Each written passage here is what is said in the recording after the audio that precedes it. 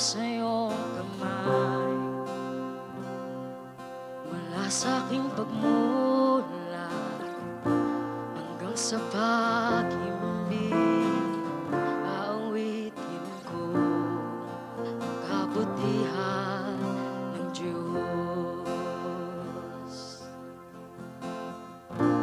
Ika'y tapat sa habang buhay, ika'y mabuti mapagkailanman. Hangga't ako ay nabubuhay, aawitin ko ang kabutihan ng Diyos. Ang tinig mo, siyang gabay sa kasakitan, at nariyan ka sa gitna ng kadiliman. Ika'y aking kaibigan, o Diyos aking Ama, at ako'y buhay sa kabutihan ng Diyos.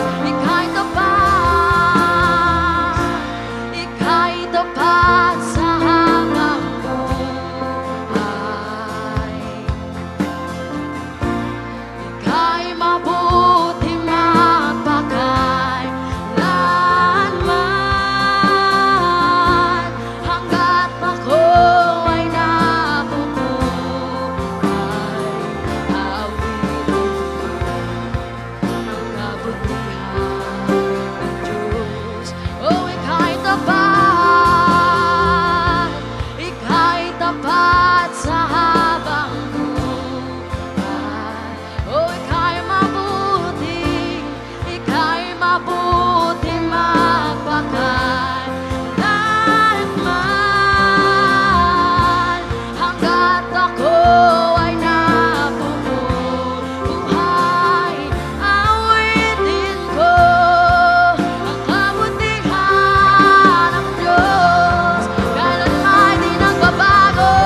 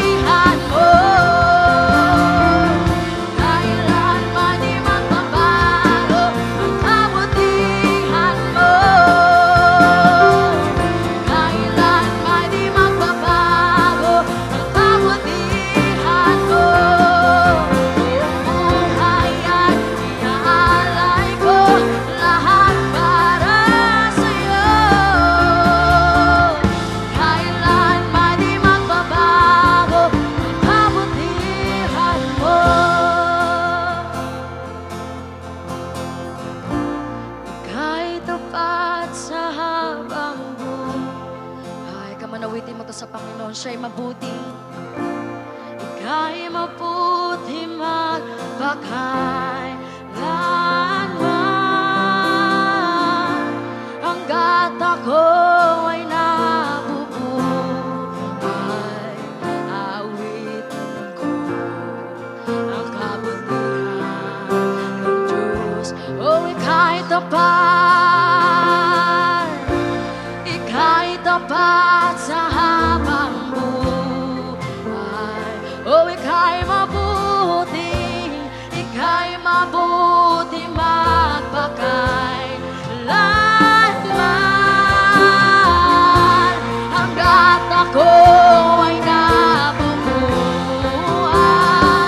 awitin ko ang kabutihan ng Diyos. Kailan ay di magbabago ang kabutihan mo. Kailan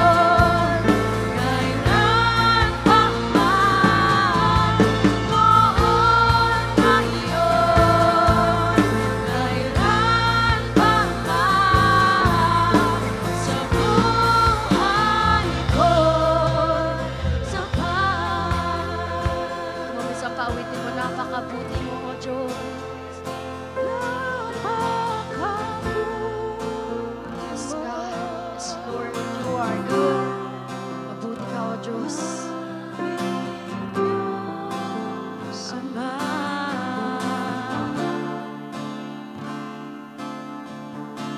Iyong nilikha't luluwalhatiin ka.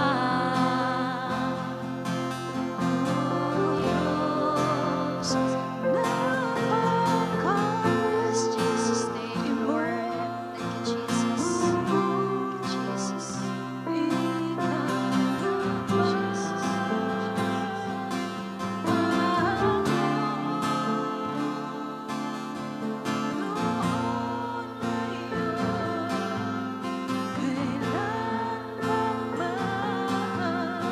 Sa buhay ko'y sapat. Psalm line 103, 1 to 5. It says, "Praise the Lord, my soul. All my inmost being, praise His holy name. Praise the Lord, my soul, and forget not all His benefits, who forgives all your sins and heal all your diseases, who redeems your life from the pit and crowns you with love and compassion, who satisfies your desire with good things so that your youth is renewed like the eagles." Buong puso kong pupurihin si Lord. Buong pagkatao ko, magpupuri sa banal niyang pangalan. Pupurihin ko si Lord ng buong puso. Di ko kakalimutan lahat ng kabutihan niya. Pinapatawad niya lahat ng kasalanan ko at pinapagaling niya lahat ng sakit ko. Sinisave niya ako sa kamatayan. Wagas na pag-ibig at awa binibigay niya. Pinupuno niya ako, ang buhay ko na magagandang bagay. Kaya kasing lakas ko yung bata pa, kasing lakas ng agila. Amen. Lord, maraming salamat, Panginoon, sa presensya mo. Salamat, Lord, kasi damang-dama ka namin sa pagpupuri namin. At naniniwala kami, Panginoon, na sa gabing ito, mas lalo ka naming mararanasan. Mas lalo kaming mapupuno ng kagalakan sa iyong presensya, Panginoon. At mas lalo kami, Panginoon, na mapupuno ng papuri sa iyong presensya. Kaya sa mga oras na ito, Panginoon, patuloy kami nagpapakumbaba sa iyo. Kailangan ka namin sa buhay namin. Mangusap ka sa amin. Baguhin mo pa kami, Panginoon. Baguhin mo pa ang aming mga puso, Lord. At patuloy na mapuno ng pananampalataya ang mga puso namin sa gabing ito. Holy Spirit, Ikaw ang kumilos sa bawat isa. Patuloy ka na manahan sa amin. Salamat nga, Panginoon, itong aming dalangin. In Jesus' mighty name, everybody say aloud, Amen, Amen. Pwede po bang malakas na palakpak para kay Lord? Amen. At pwede po bang bago tayo umupo, pwede po bang sabihin mo sa katabi mo, may gagawin sa'yo si Lord. Ayan. Sa mga online din po, pwede po bang batiin natin yung mga kasama natin? Okay. Sige po, makakaupo na po tayong lahat. Ayan. So, kamusta po kayo? Are you happy? Parang nasa Miss Universe lang no? Ayan. So, I believe po na in this prayer works, ay patuloy po tayo na pinag-aalap ng Panginoon sa buhay panalangin natin. Amen? At marami po tayong natututunan. Now, I believe tonight ay mas lalong paaalabin pa ng Panginoon ang buhay natin ng pagpupuri sa Kanya, na nagpapakita po ng gratitude natin sa Kanya. Now, yung kanina po, let me give you a short background po ng binasa natin kanina. So, the passage po here in Psalm, sinulat po ito ni David. So ayon po sa mga scholars, sinulat niya daw po ito sa kanyang katandaan na. Dahil nga mas malalim na yung pangunawa niya sa mga bagay-bagay, mas lalong malalim yung pangunawa niya sa kasalanan, sa kapatawaran ng Diyos, sa habag ng Diyos. So ito pong psalm na ito is a psalm of praise. Yan, sabihin mo nga praise. Ayan. Na sineselebrate niya po ang karakter at ang mga gawa daw po ng Diyos. Alam niyo po, kilala natin si David na isa po siya sa mga karakter sa Bible na talagang maraming mga taon, madami siyang mga pinagdaanan, marami siyang naranasan. Pero bagamat despite the difficulties na kanyang pinagdaanan, naranasan niya din po ang kabutihan at katapatan ng Diyos. Amen? Iba't iba man yung mga circumstances na yun. But out of these experiences in life, no, marereflect po natin sa Psalm yung gratitude niya at yung devotion niya sa Diyos. In fact, nagagawa niya po itong nako-compose niya po itong mga Psalm na ito dahil din sa mga experiences niya kung gaano kabuti ang Diyos sa kanya. So, katulad po ni David, no, bawat taon po ng buhay natin, madami tayong pinagdadaanan. Tama po ba? Sino po dito buong taon masasabi mo, masaya ako? Wala. So, lahat po tayo, dumaan tayo sa kasiyahan, maaring kalungkutan, kawalan. Madami tayong pinagdaanan no, sa taon na ito. Madami tayong mga pinaglabanan. Tama po ba? Amen. No, madami din tayong mga pinagtagumpayan. Amen? No, marami tayong mga naranasan at marami din po tayong natutunan. At maaaring for some, no, sa atin po, yung taon nating 2025 ay naging challenging sa atin. Na para bang pagsakay sa Vikings na halo-halo yung mga naramdaman mo. Parang nakaka-relate yung mga nakakapag-Vikings na dyan. No? May excitement, may tuwa ka, may kaba ka, may takot, at may hilo din pagkatapos. Tama po ba? No? Na para bang Miss Universe na madaming mga katanungan at may mga unexpected na pangyayari sa kabila ng mga panalo. At para bang 500 pesos na Noche Buena na akala mo no, ay hindi kakayanin pero kinaya, wala nga lang hotdog. Ayan. But despite no, of what we went through, no, despite na mga pinagdaanan po natin, tignan mo yung katabi mo, buhay pa siya. Amen? Sabi mo nga sa katabi mo, buhay ka pa. Sa kabila naman, sabi mo sa kanya, kinaya mo ng dahil sa grace ni Lord. Amen. And we believe po na this year po ay another year na dapat po nating ipagpasalamat sa Panginoon. Amen? Amen. Kaya naman po, no, to continually apply ang gratitude sa panalangin, our series po this December Prayer Works is Ending 2025 with Gratitude and Worship. Pwede po bang palakpakan natin sa Lord? And tonight po, no, we will learn from David at mas paaalabin pa po natin yung buhay pagpupuri natin sa panalangin na ito po ay nagpapakita ng sense of gratitude natin. So let's talk about how can we close the year 2025 that shows our sense of gratitude to the Lord. So paano ba natin i-end ang year natin na 2025 na nagpapakita tayo ng sense of gratitude sa Panginoon? Number 1, by praising with our entire being. Sabi niyo nga po, being. Yan. So sa Tagalog, pagpupuri sa Diyos ng buong pagkatao. So ang sabi po ni David sa kanyang psalm, praise the Lord my soul, all my inmost being. Praise His holy name. So dito po sinimulan ni David yung psalm niya sa panawagan niya sa kanyang kaluluwa. So kinocommand niya yung kaluluwa niya na magpuri sa Diyos. No? Siya po ay nananawagan sa mas malalim, panloob at taos-puso na pagpupuri. Na inuutusan niya ang kaluluwa niya na purihin ng Diyos. Nang pagpupuri na ito ay nagmumula sa loob at buong puso. Sabi mo nga buong puso. Soul po doon in Hebrew is nephesh. Hindi po kasi siya makapal. Okay? Means, ibig sabihin po nito is the inner being of man. Ibig sabihin yung ikaw talaga, yung kaloob-looban. No, it includes no, yung emotion po natin, yung mga desire natin, at even ang kalooban natin. At ang sabi niya pa, hindi lang ang kanyang kaluluwa, pero sabi niya ganun, all my inmost being. Na hindi lang po isang parte ng pagkatao niya, kundi bawat parte ng pagkatao niya ay inuutusan niya na magpuri sa Diyos.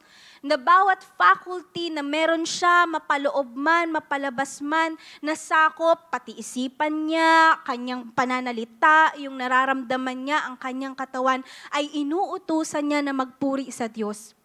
Ibig sabihin po na bawat parte ng sarili niya walang exempted. Sabihin mo nga, walang exempted.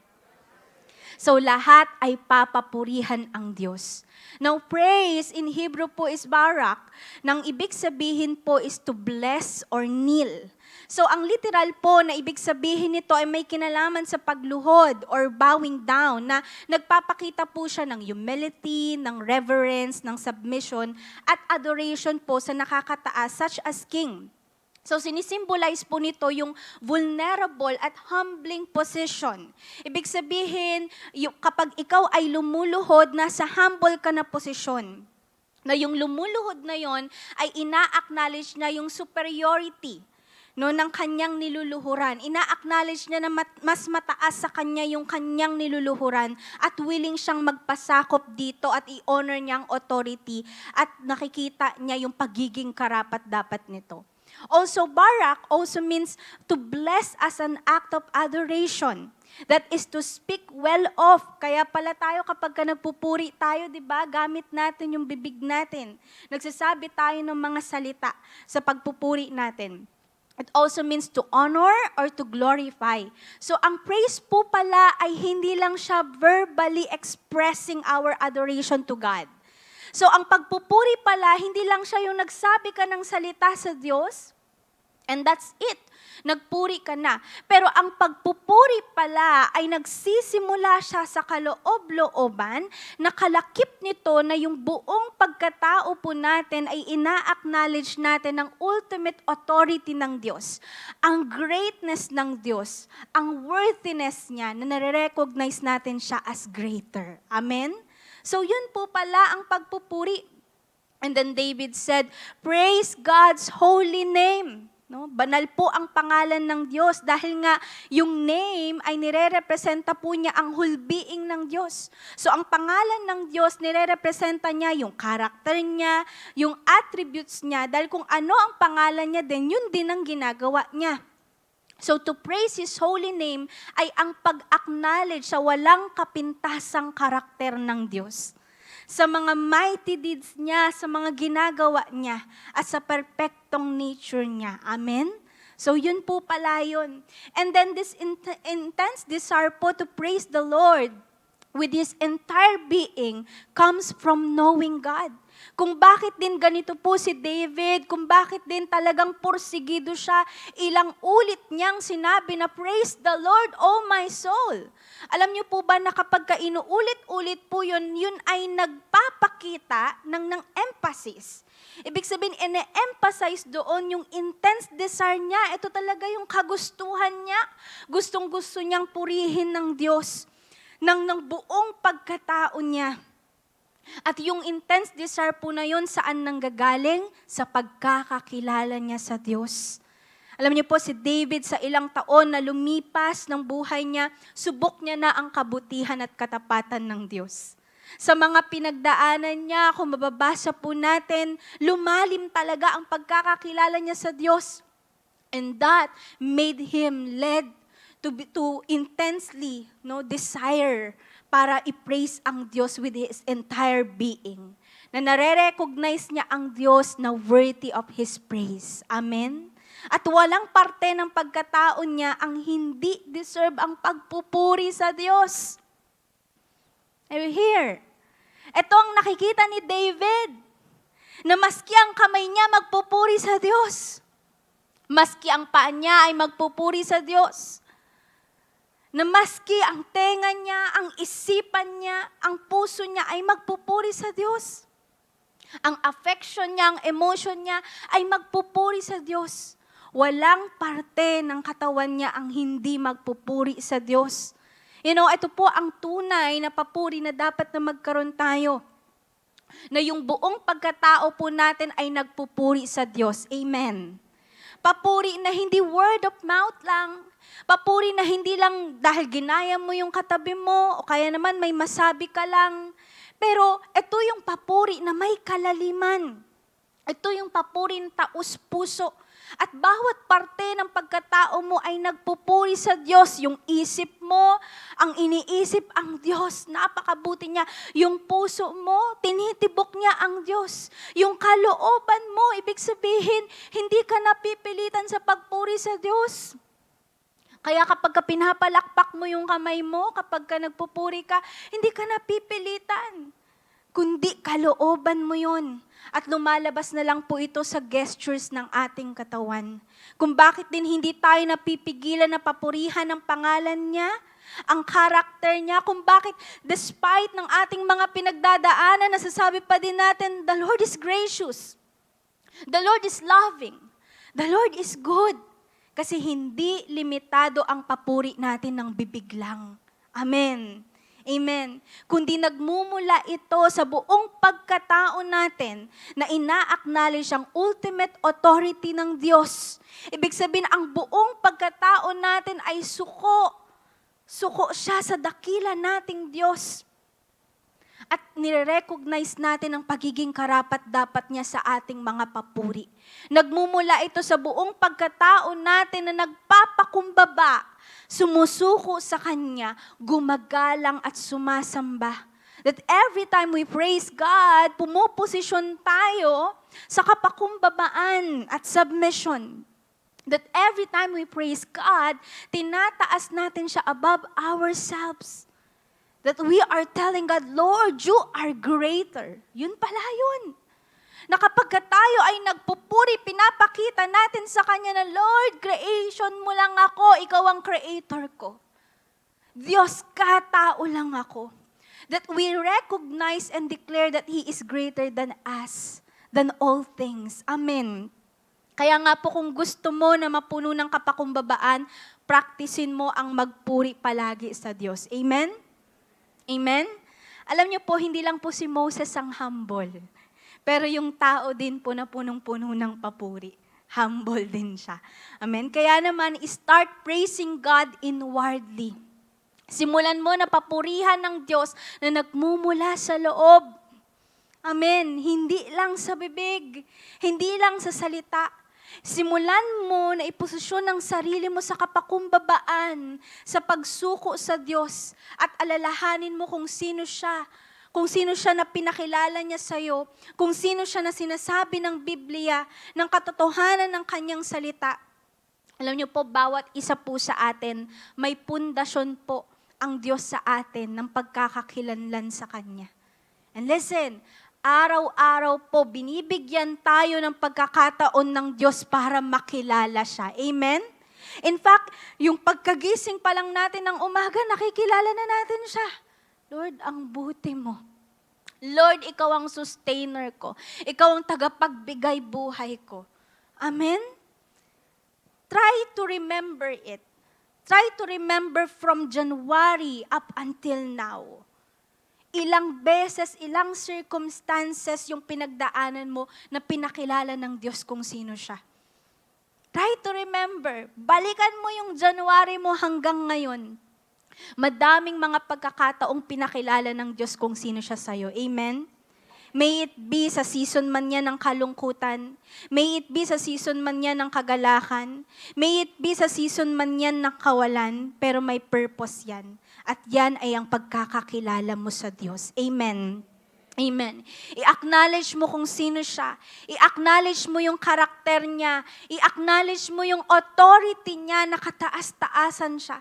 I-acknowledge mo na siya ay dakila at karapat-dapat ng papuri mo. And listen, hindi lang sa bibig mo siya pupurihin, kundi lalalim ang buhay pagpupuri mo na nanggagaling na sa loob, na taos-puso na at aware ang buong pagkatao mo na siya ang kataas-taasang Diyos na maski ang mga anghel ay nagpupuri sa Kanya dahil siya ay dakila. Amen. Amen. Amen. Pangalawa po and the last, by remembering the good things He has done. Sa pag-alala sa mga mabubuting bagay na ginawa niya. Gusto mo na i-close ang 2025 mo with gratitude? Then, alalahanin mo ang mga bagay, ang magagandang mga bagay, mabubuting mga bagay na ginawa niya sa'yo. David said, "Praise the Lord, my soul, and forget not all His benefits." Dito po ay nagkaroon siya ng panawagan sa kanyang kaluluwa na hindi lang purihin ng Diyos ng buong pagkatao niya, pero ang hindi din makalimot. Tignan mo nga yung katabi mo, makakalimutin ba yan? Okay? Dahil ang hindi po pagkalimot, ito ang magiging rason niya sa kanyang pagpupuri. Sabi niyang ganun, huwag mong kakalimutan ang mga benefits ng Diyos. Yung benefits po dito ay tumutukoy sa mga pabor na naranasan niya sa Diyos. Benefits in Hebrew is gemul, nang ibig sabihin po dealing, recompense, and benefit. So ito po ay tumutukoy sa mga ginagawa ng Diyos, sa mga ginawa niya, at nagkaroon siya ng panawagan na alalahanin ito. Na sinasabi niya sa sarili niya, alalahanin mo yung mga ginawa sa'yo ng Diyos. Para magpuri ka, para may rason ka para magpuri, alalahanin mo, wag mong kalimutan. At alam niyo po, nagbanggit si David po ng mga specific na mga gracious dealings ng Diyos sa kanya na hindi niya dapat kalimutan at maging rason ng kanyang papuri. Unang-una, ang sabi niyang ganun, who forgives all your sins and heals all your diseases. Sabi niyang ganun sa sarili niya, huwag mong kalimutan ang kapatawaran ng Diyos. Huwag mong kalimutan kung paano kanya pinagaling. Perhaps, naaalala niya yung pinaka-worst, yung worst na season ng buhay niya pagdating sa kasalanan. At yun yung pangyayari kay Bathsheba kung saan nabigatan siya sa guilt, pinabigatan siya ng kahihiyan, ng sakit ng consequences bunga ng kasalanan, na para bang wala ng katapusan. At alam niyo po ba, yung pangyayari na yun ay naisulat niya din.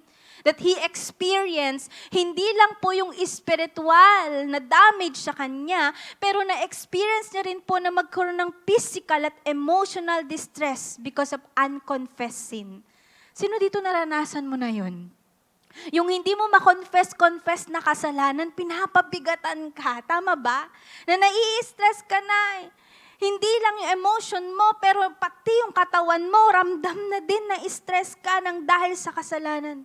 Ang sabi niya sa Psalm 32, line 3 to 4, sabi niya, nung hindi pa ako umaamin sa kasalanan ko, hinang-hina ako sa kakaiyak maghapon. Araw-gabi mo akong pinaparusahan, Lord. Ubos na ang lakas ko para akong natuyo sa init ng summer. And then, talagang English, summer. And how he experienced also the relief and joy from confessing his sin and receiving God's forgiveness. That after that season, naranasan niya sa kanyang pananalangin, sa kanyang muling pagbalik sa Panginoon, he experienced the relief, yung kagalakan from confessing his sin and receiving God's forgiveness. Kaya ang sabi niya sa line 5, kaya ang mga kasalanan ko kinonfess ko sa iyo, ang mga mali ko hindi na itinago. Sabi ko, Lord, aaminin ko na sa iyo ang mga kasalanan ko at pinatawad mo ang lahat ng ito. Yung kagalingan, ay naranasan niya din po dito. Maaring literal, maari ding espiritual. Maaring figurative po ito dahil sa panahon nila kapag may karamdaman ka, madalas related din po ito sa pagkakasala. So maaring ang tinutukoy din po ni David dito, ang naranasan niyang kagalingan ay hindi lang literal, pero naranasan niya din na gumaling siya simula nang siya po ay napatawad sa kasalanan. Amen. At ang sabi niya sa line 4, who redeems your life from the pit and crowns you with love and compassion. Sabi niya sa sarili niya, huwag mong kakalimutan ng redemption ng Diyos. Huwag mong kakalimutan ng kaligtasan ng Diyos. Kung papaanong kinoronahan kanya ng pagmamahal at compassion niya. Si David po, maraming beses na nanganib ang kanyang buhay. Ilang beses na pinagtangkaan siya na patayin, sariling dugo niya pa, ng mga naging kaibigan niya, naging kakilala niya. Pinagtangkaan siya ng mga kaaway niya na mapatay at maalis din sa trono. Pero naranasan niya na paulit-ulit siyang niligtas ng Diyos. Paulit-ulit na naranasan niya ang kasaganahan ng pagmamahal at habag ng Diyos na nagtatag sa kanya sa honor at dignity. Alam niyo po ba na yung crown na yun ay nagsisignify po ng honor at dignity? At ito yung nagpanatili sa kanya sa honor at dignity. yung redemption, yung pagmamahal, yung compassion ng Diyos, the same with us. Amen. And another, ang sabi niyang ganun, who satisfies your desire with good things so that your youth is renewed like the eagles. Ang sabi ni David sa sarili niya, huwag mong kakalimutan ng satisfaction na naranasan mo sa Diyos. Huwag mong kakalimutan ng renewal na naranasan mo sa Diyos. That He was sustained with satisfaction and strength sa lahat po ng mga circumstances na pinagdaanan niya, even sa katandaan niya. Na ang Diyos ang nagpapalakas sa kanya, sabi, katulad daw po ng isang agila, kaya para po siyang nasa kabataan niya. Alam niyo po ba, na ang mga matatandang eagle po, no, kapag 40 years old na sila, lilipad po sila sa high place. At hahanap po sila ng refuge doon. Ibig sabihin yung secret place or yung magiging secure na place nila. Tapos doon sa tagong lugar po na yon sa high place, doon po nila tatanggalin yung mga feathers nila. And then ang gagawin po nila, they will painfully rip. Tatanggalin na yung mga talon nila. Yung talon po yung dito, yung parang mga kuko nila. Talagang gaganin po nila, aalisin nila yon, and they will beat din po yung lumang beak nila, yung tuka po nila sa bato. Talagang matatanggal po siya. And then, kapag nawala na po yun, maghihintay po yung eagle na yon ng up to 5 months. Maaaring slow, okay? Tapos, it will leave him vulnerable. Sa panahon na yun, nanghihina siya. Pero after sometimes, ang mangyayari po sa kanya, yung mga new feathers, yun po yung lalabas sa kanya. Yung bagong mga talons and a strong beak regrow. At after po nun, kapag meron ng mga bago, mabubuhay po siya for another 30 years at aalis po siya sa high places na yun. Okay, na parang bago siyang agila. Amen? So, yun po yung tinutukoy dito. Na ang sinasabi ni David dito, dumaan ako sa mga difficulties ng buhay ko. Dumaan ako sa mga painful experiences na parang ang slow katulad sa agila na naghihintay, na parang wala nang katapusan. Pero, sabi niya ganun, pero pinalakas ako ng Diyos. Nirenew niya ako. May bago siyang ginawa sa akin. Yes, may mga tinanggal siya.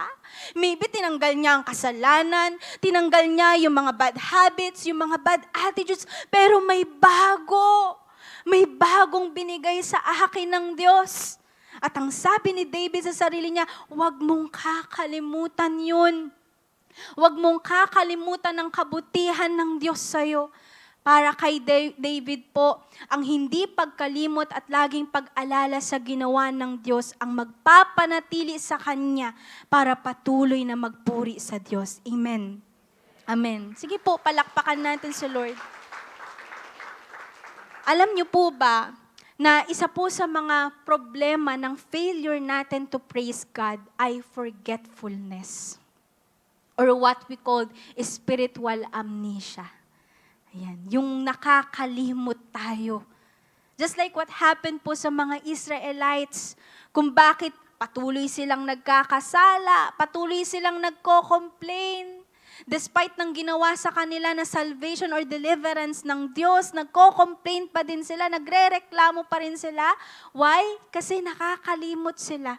At ang ganito pong pagkalimot ay senyales po ng faithlessness, kawalan ng pananampalataya. Yun pala yun. So kapag nakakalimutan po natin ang mga ginawa ng Diyos sa atin, nakakalimutan natin ang kabutihan niya, kaya napupuno lang tayo ng mga reklamo kapag may mga pinagdadaanan tayo, na-overwhelmed na lang tayo ng mga pinagdadaanan natin. At hindi na tayo nagpupuri, yun po ay senyales ng kawalan ng pananampalataya. Ang sabi nga po ng isang pastor, sabi niya ganun, grumbling, whining, and thanklessness are not ultimately the heart responses to circumstances. Yung hindi mo pagpapasalamat, hindi mo lang yan response sa mga nangyayari sa'yo, pero response mo yan sa Diyos. You hear? Response mo yun sa Diyos.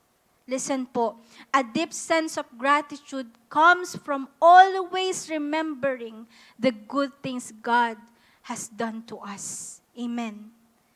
Yung sense ng gratitude ay laging nagmumula po sa patuloy na pag-alala ng mga mabubuting bagay na ginawa sa atin ng Diyos. Laging may rason para purihin ng Diyos. Sabihin mo nga sa katabi mo, laging may rason. You know po, kaya naman as we apply, remember the good things He has done. Alalahanin mo ang mga mabubuting bagay na ginawa sa'yo ng Diyos. Dahil ang cure sa pagkalimot ay ang laging pag-alala. Ang bagay po na paulit-ulit, no, ayon sa science po, ang bagay na paulit-ulit nating inaalala, yung nagiging repetition, kapag ka pinauulit-ulit mo siya, yun po yung napupunta sa long-term memory natin. At yun po yung mga nahuhugot natin. Ibig sabihin, kung hindi mo siya inaalala, pwedeng napunta lang siya sa short-term memory mo and then nawala na. Pero kapag lagi mo siyang inaalala, pinauulit-ulit mo yung bagay na yun, napupunta siya sa memorya mo at darating sa time kapag kailangan mo siyang hagilapin na hahagilap mo. Laging rason po, may rason para purihin natin ang Panginoon. Kailangan mo lang hagilapin sa memorya mo. Kailangan mo lang ilabas ulit sa memorya mo ang mga bagay na ginawa ng Diyos sa'yo. Just like David, we have been forgiven through Jesus Christ. Amen? Kung bakit nandito tayo ngayon, napatawad tayo ng dahil kay Jesus Christ. At ang kapatawaran na ito ay covered, hindi lang ang past na kasalanan natin, hindi lang yung present, but also the future. Covered niya ang lahat ng yan. Hindi natin kayang iligtas ang sarili natin, pero nang dahil kay Jesus Christ, naligtas tayo. Nang dahil kay Jesus Christ, napatawad tayo. At hindi lang yun. Paulit-ulit mong naranasan ang pagpapatawad ng Diyos sa'yo. Sige, pwede bang alalahanin mo sa taon na ito, ilang beses kang pinatawad ng Diyos? Ilang beses kang lumuhod sa Kanya, umiyak sa Kanya, Lord, patawarin mo ako sa karumihan ng puso ko. Lord, patawarin mo ako sa karumihan ng isip ko. At pinatawad ka ng Diyos. Nilinis ka niya. Alalahanin mo, may time ba this year na lumapit ka kay Lord at sinabi niyang, ay, dun ka. Hindi kita pakikinggan, dun ka. May time ba this year na pinagtabuyan ka ng Diyos at hindi ka niya pinatawad? Wala. Dahil sa tuwing tayo ay lalapit sa Kanya na may kapakumbabaan, may repentance, ando doon ang Kanyang kapatawaran. Amen. Tanong ko, ilang beses na naging mapagpasensya sa iyo ang Diyos despite ng pagiging pasaway mo this year? Yung ang patience sa iyo ng Lord. Sa devotion mo nga lang, ang patience sa iyo ni Lord eh. Amen? Kapag dinadaan-daanan mo lang siya na, Lord, next time na lang, Lord, bukas na lang ako magde-devotion. Busy ako today. Ang mapagpasensya sa iyo ng Panginoon. Amen?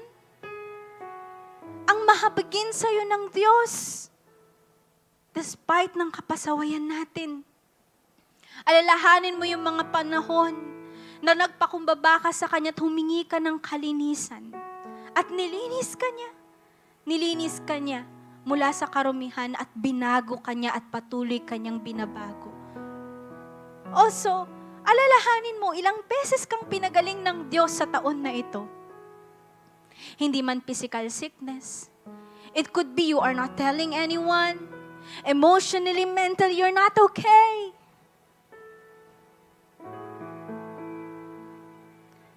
But God healed you.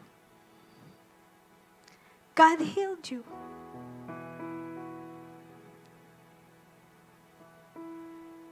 Alalahanin mo yung kaligtasan niya sa'yo.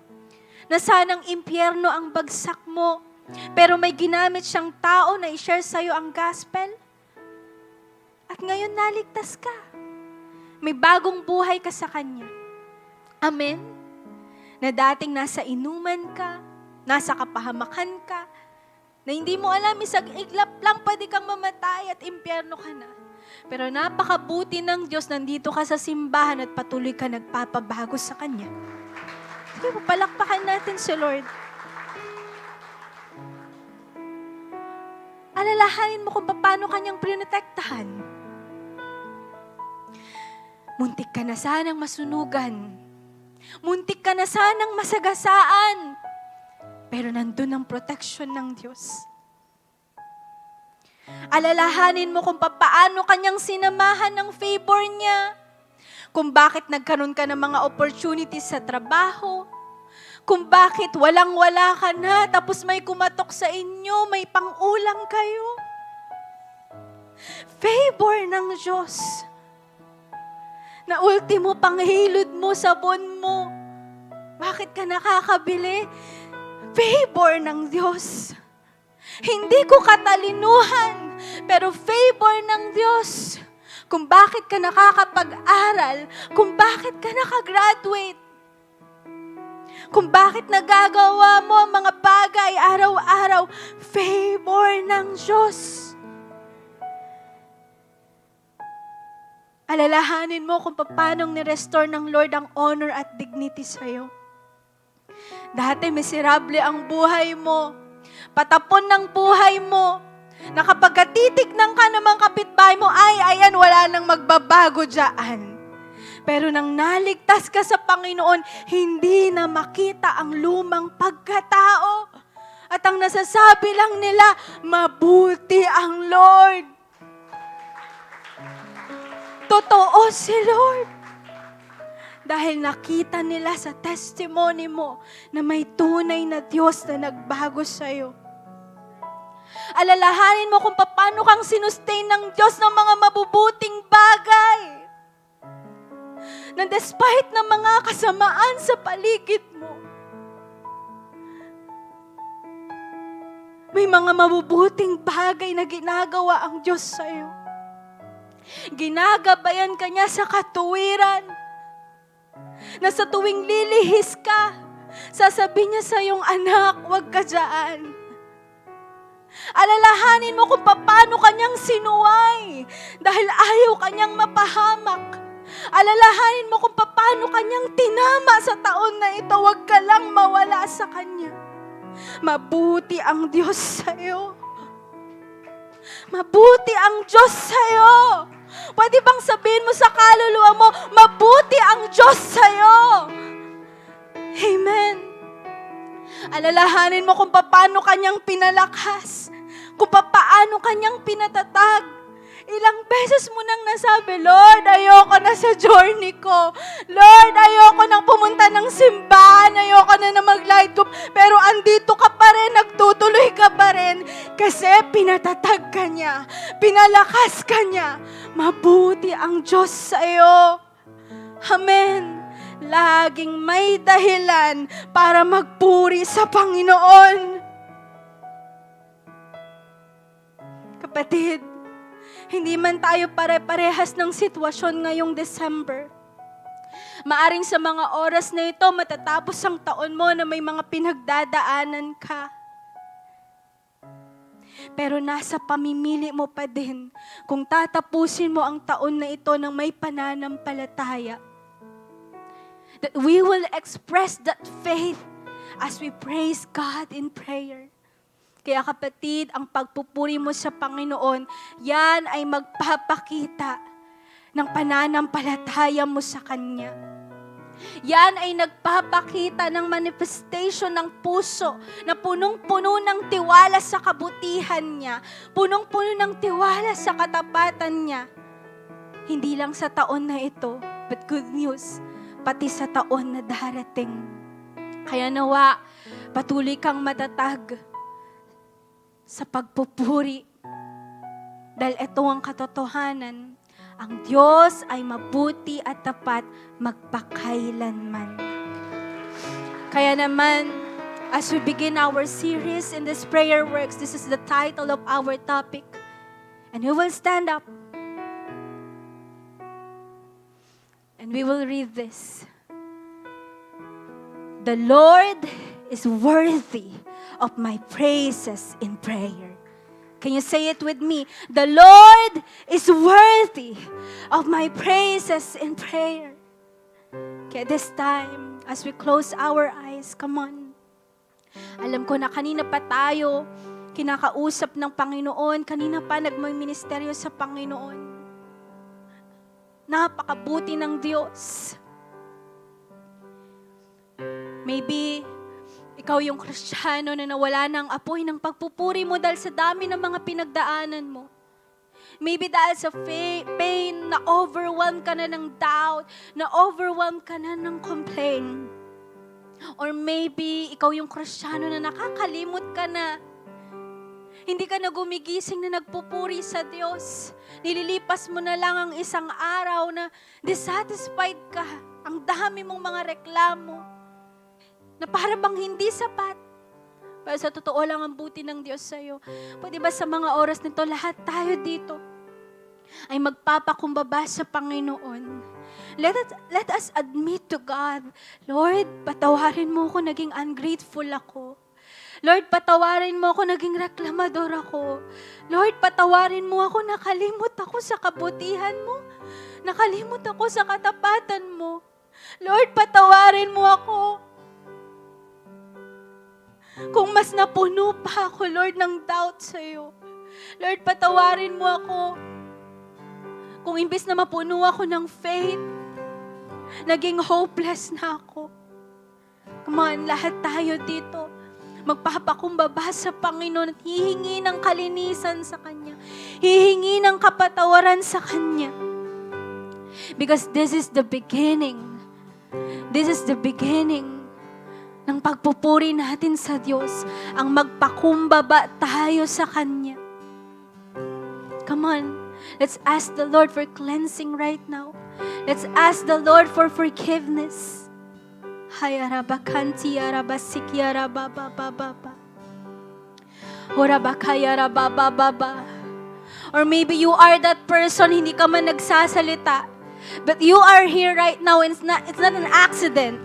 Maybe just like David, you are in the season that you cannot praise. Because you are overwhelmed with guilt, with shame. You cannot praise. And you cannot see new beginning. For the another year na haharapin mo. But let me tell you today is your forgiveness. Today is your freedom. That you will come out. That you will let your soul to praise again God for His goodness. You come out. Let your soul come out. Sa shame, sa guilt. Come on. You humble yourself before God. Because He is available to forgive you. His forgiveness is available to cleanse you. Harabakanti yarabasiki yarababababababa. Oh, yarabakaya yarababababababa. Or maybe you are that person na napabigatan ka na ng mga pinagdadaanan mo. But this time, you will come out. Come out sa kabigatan because you will praise God again. Oh, yarabasiki yarabababababababa. Labas! Labas sa kabigatan! Oh, labasika tayo rabahansi yarabababababa. Magpupuri ka ulit. Sasamba ka ulit. Magiging mapagpasalamat ka ulit. You will recognize God's grace for you. Ora basika taya rabahanti yarabakaya rabababababa. Come on, magpaministeryo ka ngayon sa Diyos. Ano mang sitwasyon mo ngayon, you will praise God again. And this time, all of us here, we will humble ourselves before God. We will acknowledge that He is greater. He is our great God. We will acknowledge His authority upon our lives. Kaya this time, you humble yourself. Come on, acknowledge Him as your God. Dito magsisimula ang pagpupuri mo sa Kanya. Ang makita mo na dakila siya, kataas-taasan siya at magpasakop ka sa Kanya. Oh, yarabahan si yarabaka, yarabababa. Come on. You acknowledge God. You acknowledge His name, His holy name, His character. He is beautiful. He is wonderful. He is amazing. He is gracious. He is faithful. He is loving. He is forgiving. Come on. Come on, declare. Declare it with your mouth. Declare it with your mouth right now. God, you are good to me. God, you are faithful.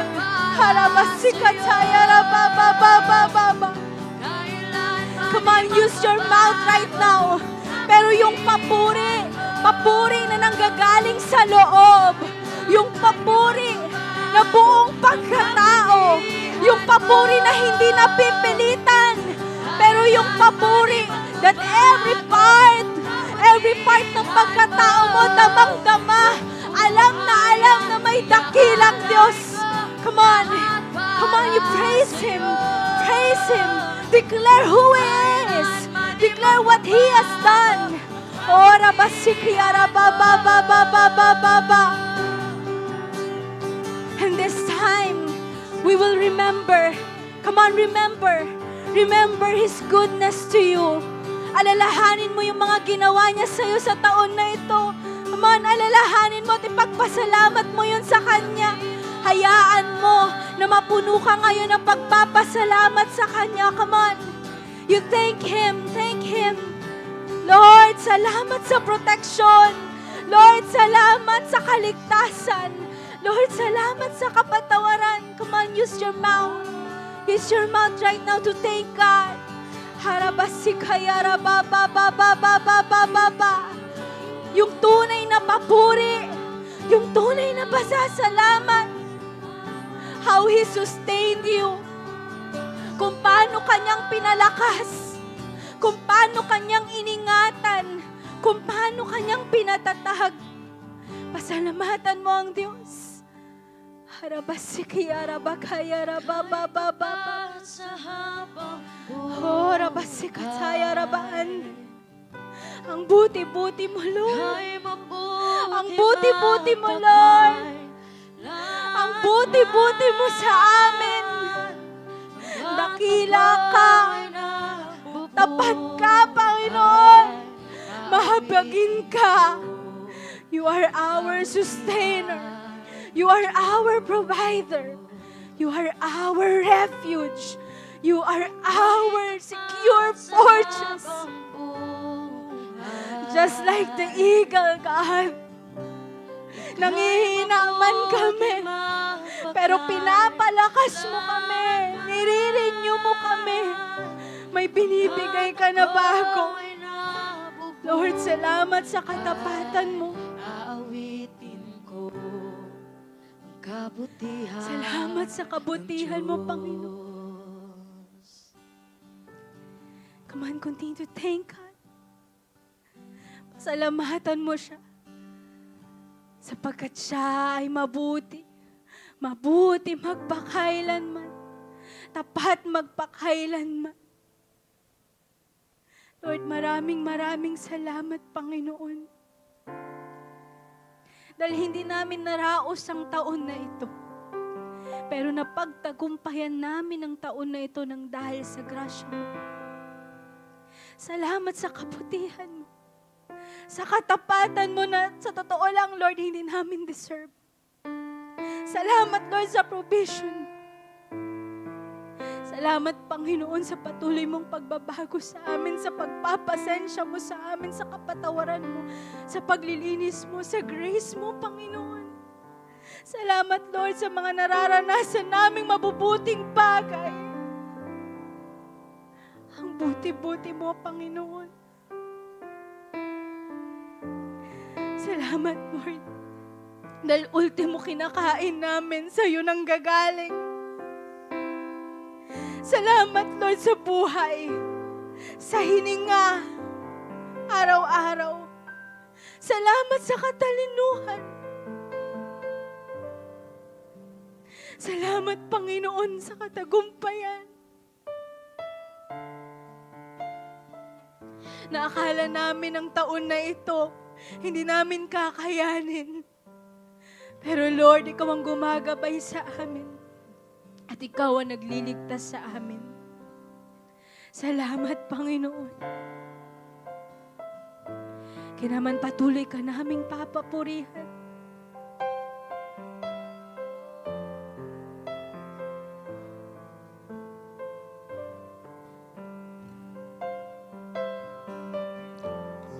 Come on, sige, manatili tayo nananalangin sa Panginoon. Come on, can you raise up your hands? Sa patuloy nating pagpapasalamat sa Diyos, sa kabutihan niya sa buhay natin. Napakatindi ng ginawa ng Lord sa buong taon na to ng 2025.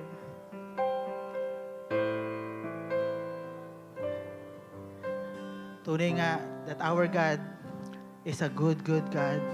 He's a good Father to all of us. And this time, hindi pa tayo tapos. We will end up by praying for our Light Retreat Batch 47. This coming week is our Light Retreat this coming December 5 and 6. And approximately, we will be having 150 plus na delegates this coming Friday and Saturday. Kaya okay lang ba, Light Church, Light Family, ipanalangin natin yung magaganap na retreat ngayong linggong ito? Pwede ba sa mga oras na ito, buksan mo ang iyong bibig?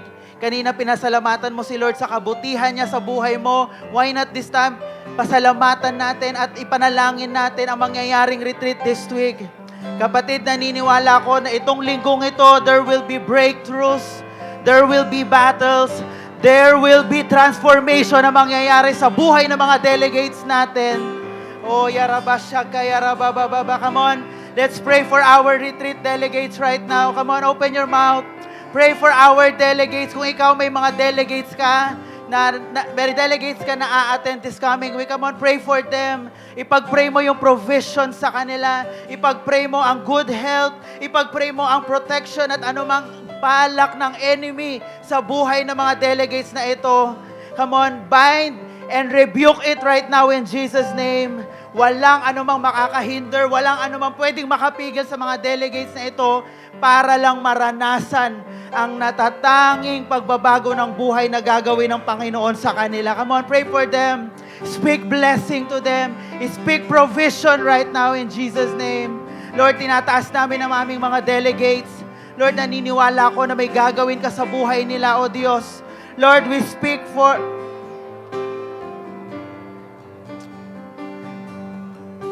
Lord, itong mga delegates na ito, tinataas namin sila sa iyo, Panginoon. Lord, we pray for genuine encounter in Jesus' name. Lord, we pray, Lord God, na maranasan nila ang genuine na encuentro sa iyo, aming Panginoon. Lord, let there be freedom. Let there be fire. Let there be passion for God and souls, O God. At mag-outpour ang winning, ang Holy Spirit sa buhay ng mga delegates namin ito. And God, tinataas din po namin ang mga staff, ang manpower sa retreat. Lord, yung mga speakers na gagamitin mo, yung worship team, yung program, yung mga guides, yung marshals, yung media, yung cook, yung admin, yung support team, oh God. Lord, we raise them up to you, Panginoon. Lord, gamitin mo ang bawat staff, ang bawat manpower. Kung ikaw ay staff ka this coming retreat, come on, can you raise up your hands? Lord, gamitin mo ang bawat isa sa amin mula ulo hanggang paa, Panginoon. God, cleanse us, O God. Cleanse us, O God. Lord, use us mightily, Panginoon. Lord, lahat ng gagawin namin ay para sa kaluwalhatian mo. Lahat ng gagawin namin paglilingkod sa araw na ito, Lord, ay para sa iyo at sa mga delegates na ito.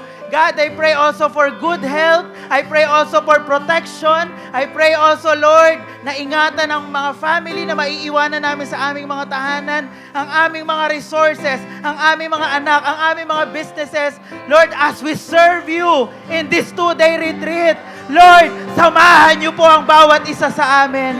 Lord, lukuban kami ng iyong banal na spirito. Lord, maranasan namin mula sa iyo, O Diyos, ang kapangyarihan na ikaw lang ang may kayang magbigay, na ikaw lang ang kayang magbigay. Anoint us, O God. Anoint us, O God. Lord, we pray also for the finances, for the venue, for the materials. And we pray also for the good weather na mararanasan namin this coming Friday and Saturday. Lord, we declare that there will be no power interruption in Jesus' name. There will be a good weather in Jesus' name. God, magkakaroon ng makapal na presensya dito sa lugar na ito sa araw ng retreat. Lord, mararanasan namin ang kagalingan. Mararanasan ng bawat isa ang presensya mo. Mararanasan namin, Lord God, ang transformation, ang focus and fire, ang genuine repentance, oh God, sa buhay ng mga delegates. And at the same time, Lord, sa amin din po nagagamitin mo sa araw ng retreat. God, maraming salamat, oh Diyos. Lord, naniniwala kami na hindi mo kami iiwanan. Naniniwala kami, Lord God, na itong event na ito ay planado mo. This was orchestrated by you, Panginoon. Lord, plinano mo na ang December 5 and 6. Etong 150 plus na delegates na to, Lord, mararanasan ka, mai-encounter ka, mababago ang buhay nila bago matapos ang 2025. Kaya, Lord, sa mga oras na ito, we declare victory sa mangyayari sa retreat. Ngayon pa lang, Panginoon, we declare the victory. Come on. Pasalamatan na natin ang ating Panginoon. Raise up your hands.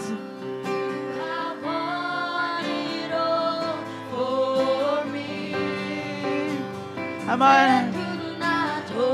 Worship the Lord. Thank Him. Thank Him. Wala pa man yung retreat, pero victorious na tayo. Wala pa man ang retreat, ini-claim na natin ang katagumpayan ng event na ito. That Jesus will reign. That Jesus will be with us. Come on, thank God. Hallelujah. Raise up your hands, church. Hallelujah. You have won the victory. Come on.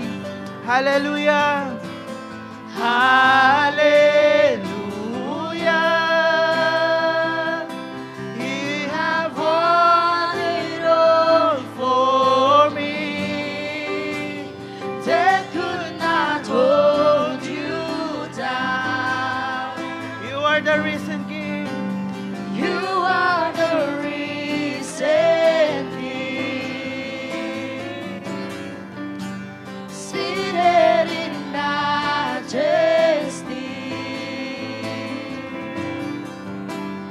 You are the risen King. Come on, minsan pa. Hallelujah. Hallelujah. You have won the victory. Come on, shout it out. Hallelujah. Hallelujah. You have won it all for me. Death could not hold you down. You are the risen King, seated in majesty. You are the risen King. Lord, maraming salamat, O God. Thank you for your word tonight. Maraming salamat, Lord God, sa kabutihan mo. Maraming salamat, Lord God, sa kabutihan mo this coming Light Retreat. Salamat, Lord God, sa mga gagawin mo pa sa buhay ng bawat isa sa amin. God, I pray for blessing in the name of Jesus. I pray for healing right now in the name of Jesus. I pray for provision in Jesus' name. I pray for restoration physically, emotionally, financially, in Jesus' name. God, may you be glorified in our lives as we pursue you, as we know you more, as we dedicate this whole week to you, Panginoon. Maraming salamat, O God. Lord, pinupuri ka namin at patuloy ka namin pasasalamatan sa aming buhay. God, ingatan nyo kami sa aming pag-uwi. At ikaw po ang patuloy na maging kalakasan, sandigan, at maging pag-iingat sa buhay ng bawat isa sa amin. Salamat, Lord God. We love you. We honor you. In Jesus' mighty name. And everybody will say aloud, Amen, amen, amen. Kamapalakpakan po natin ang ating Panginoon.